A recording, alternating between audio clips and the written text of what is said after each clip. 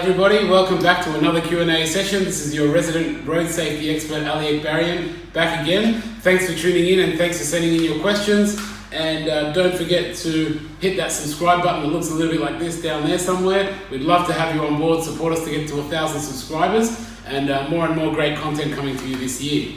So once again, we're back with another question. This time, once again, another OT has sent us a question in regards to doctor's certificates, seatbelts, behavioural harnesses and all of that. So I'll read it out and we'll give an explanation as to all of it. So basically it's a question around travel support harnesses prescribed for behavioural and even postural, but behavioural, mainly behavioural issues. And I'll put a link to those harnesses and the information down below so you can see what we're talking about. And basically their program that they're running requires that a doctor's certificate is issued for the use of the harness. And basically this OT has expressed a bit of confusion around that and said, why do we need that? Because we're still using the seatbelt. So the harnesses that we are talking about, most of them still use the seatbelt in the normal standard fashion that it's supposed to be used.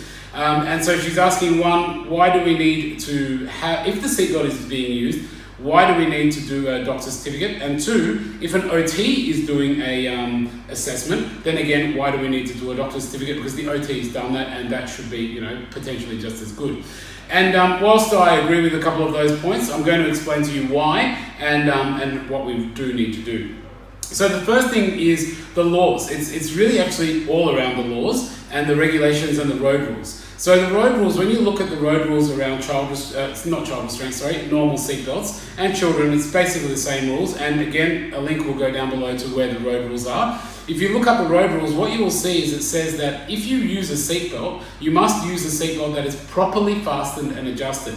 And when you go and look into the definitions of that, what that means is it needs to be used as the manufacturer prescribes it, which is just around your shoulder and use it basically with no interference. Once you bring a harness into the seating arrangement, behavioural or postural, what you are doing is you are altering the original setup of the seat. Whilst you're not actually modifying anything, you're not using the seatbelt properly. That's essentially the whole thing. It's to do with the definition of what's properly being used. Because there is an additional thing there, it's that harness that's there that makes it so it's not being used how it was prescribed by the manufacturer.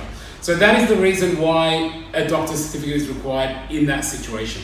Now, why does a OT certificate or assessment, why is that not as good as a doctor's certificate?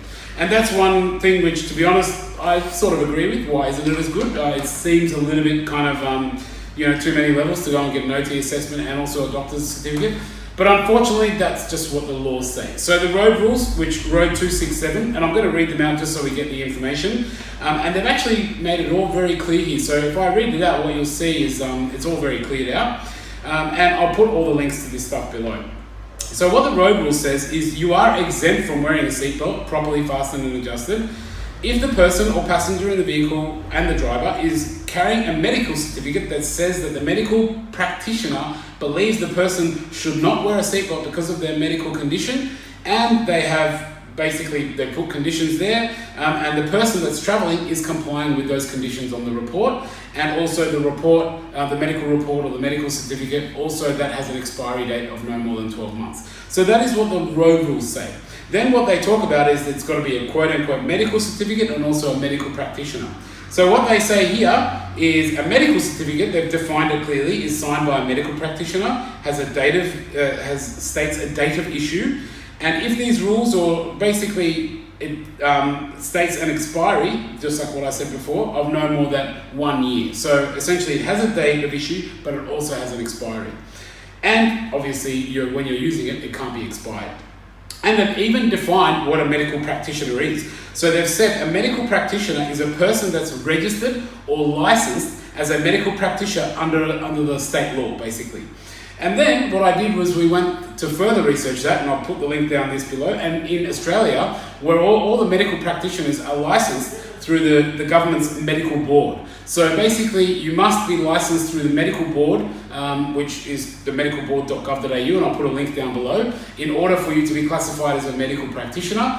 And then that is the only person, as per the road rules, that can issue the medical certificate. So the answer to the why is that it's because of the road rules. The road rules specify you must use the seatbelt as per prescribed by the manufacturer. Putting a harness in, putting something additional in that basically makes it so it's not as prescribed, so that's why you need the doctor's certificate. And the reason why an OT is unable to sign off on that is because, from what I understand, the OT is not a classified medical practitioner as per the definition of the road rules, which is what I explained before. So hopefully that helps. Thanks again for tuning in. Thank you for sending in your questions. And please send in more and more questions. We'd love to hear your questions.